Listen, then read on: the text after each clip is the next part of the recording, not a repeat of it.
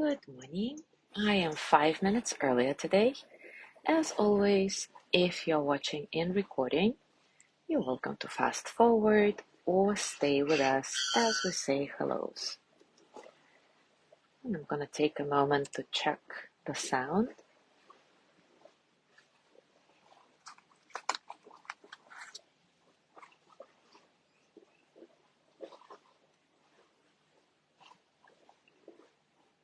Good morning. The sound seems to be good.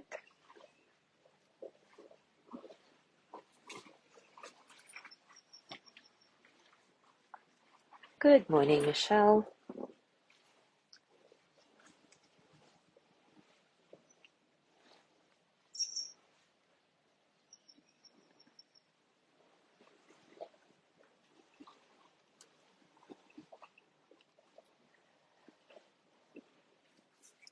Good morning, Gina. Good morning, Zazoom.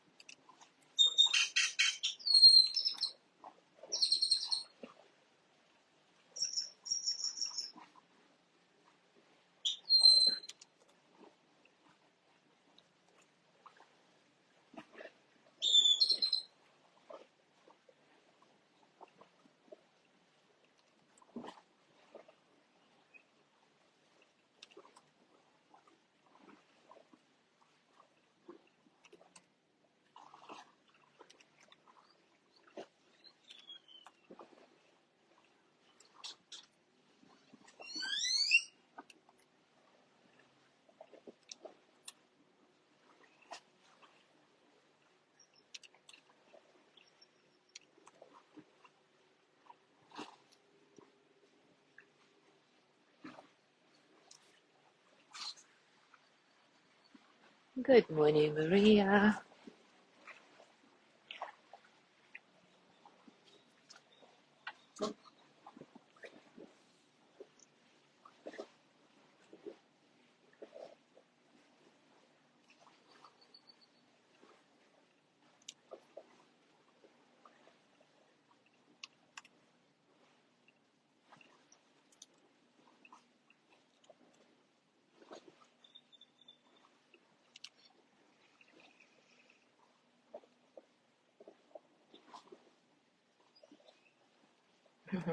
Zazu says, my cats perk up when they hear the birds singing outside the apartment.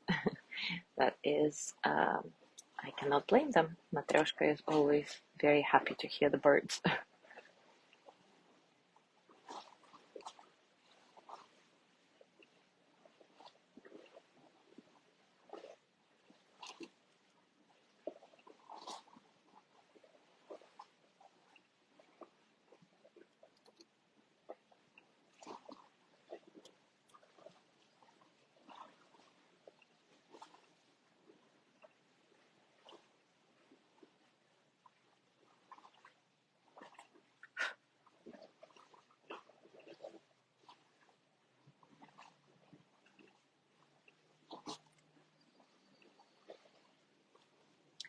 All right, well, it is time for us to start.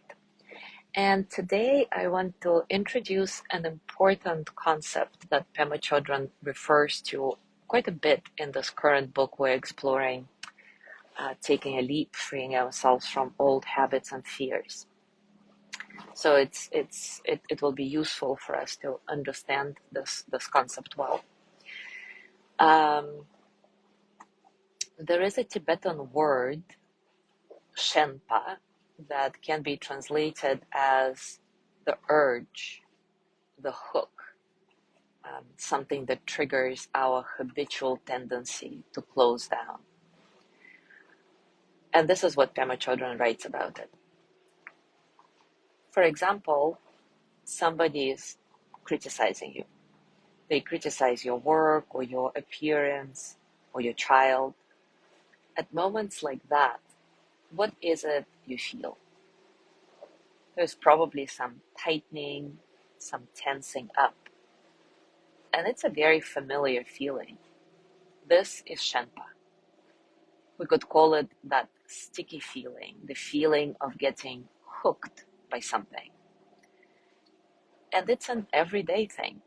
Even a coffee stain on your new sweater can take you there.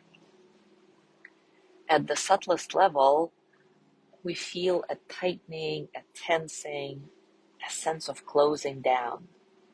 And then we feel a sense of withdrawing, not wanting to be where we are. That's the hooked quality.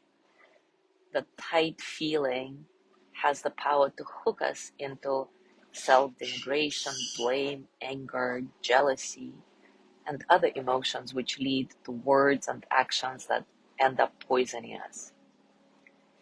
Remember the fairy tale in which toads hop out of the princess's mouth whenever she starts to say mean words? That's how being hooked can feel. And yet, we don't stop. We just can't stop because we're in the habit of associating whatever we're doing with relief from our discomfort in the moment. This is the Shenpa syndrome.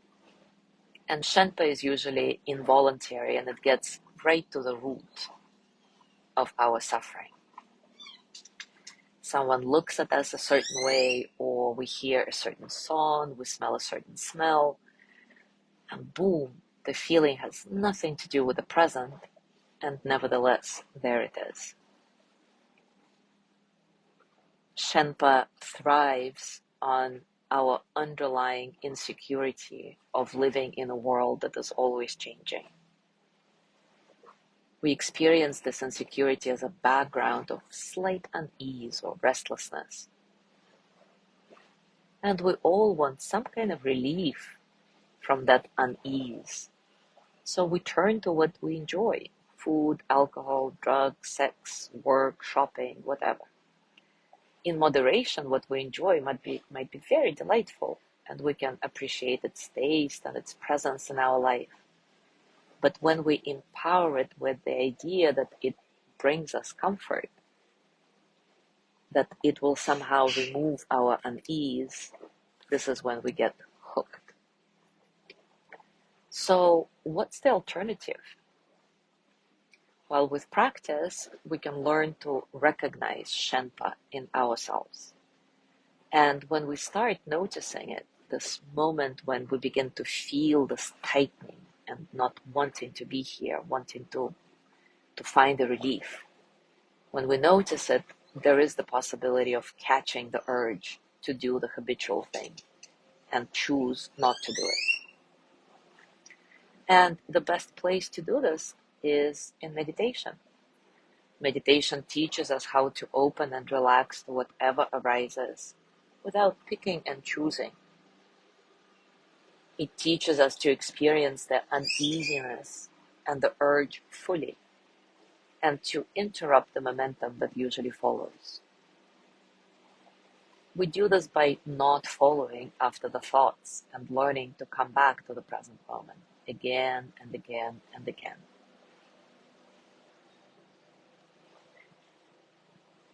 We learn to stay with the uneasiness, the tightening, the itch of Shenpa. And this is how we can stop the chain reaction of habitual patterns that otherwise will rule our lives. This is how we can weaken the patterns that keep us hooked into discomfort that we somehow mistake for security.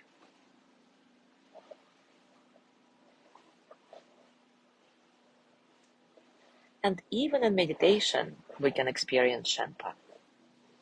Let's say, for example, that in meditation, one day you felt settled and open. Thoughts came and went, but they didn't hook you. They were like clouds in the sky that dissolved when you acknowledged them. You were able to return to the moment without a sense of struggle.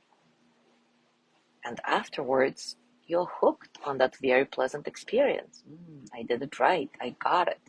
That's how it should always be. That's the model. Getting caught like that builds arrogance, and it actually builds poverty, because your next session may be nothing like that. It could be really quote unquote bad, but then you experience that. So maybe in this bad session, you cannot experience the sky-like open mind, and you continue to being um, drawn away from the present moment, and you just can't seem to come back. And then not only you label it bad, but also it becomes even worse now because you're hooked on that quote unquote good sensation of the quote unquote right meditation. So you feel discouraged. It becomes bad and then worse and worse, and you start blaming yourself. But is there something inherently wrong or right with either meditation experience? Not at all. Only the Shenpa, this hook that we bite. The Shenpa that we feel toward good meditation, I mean good quote unquote, of course, hooks us into how it's supposed to be. And that sets up for Shenpa towards how it's not supposed to be. And yet the meditation is just what it is. This is why we as practitioners are taught not to judge ourselves, not to get caught in this black and white, good or bad, right or wrong. What we really need to do is addressing things just as they are. And if we're willing to practice this way over time, we start seeing clearly. Our innate intelligence, our wisdom kicks in. As we practice, this wisdom becomes a stronger force than this Shenpa, this hook. And that in itself has the power to stop the chain reaction of habitual patterns. Buddhists are talking about Shenpa when they say, don't get caught in the content. Observe the underlying quality, the clinging, the desire, the attachment. And meditation teaches us how to see that tangent clearly before we even go off on it. And then we start seeing Shenpa in our daily life.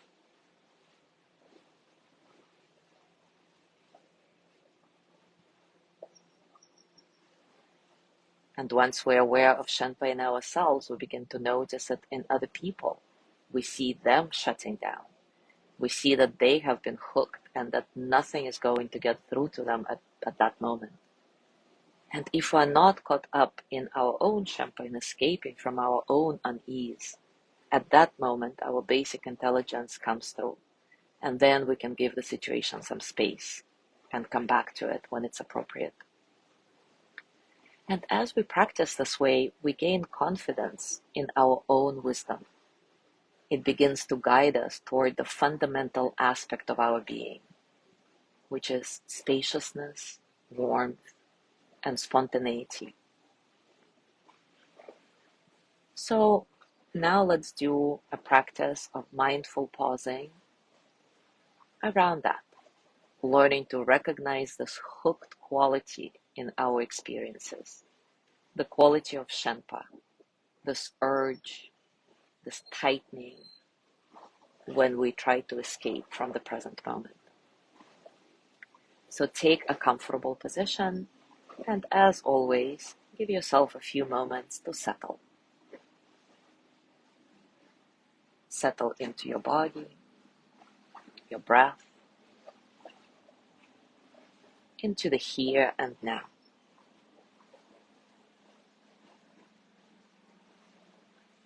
As always in mindful pausing, take a few nice breaths and check in with yourself.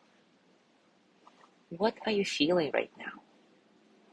Can you contact it non-verbally?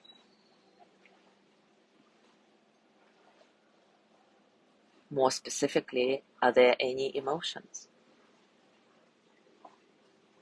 Are there any physical sensations that demand your attention?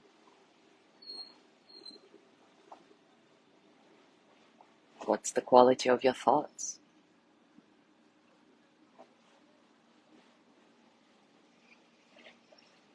And for the next few minutes, I'll be completely silent, giving you an opportunity to just be here with yourself. And remember, as you stay with whatever your experiences are, notice what tries to draw your attention from the present moment. Recognize this quality of tightening, Shenpa, and see if you can choose not to go there. But even if you just recognize it for now, it's enough. So I'll be silent now. Enjoy whatever you experience.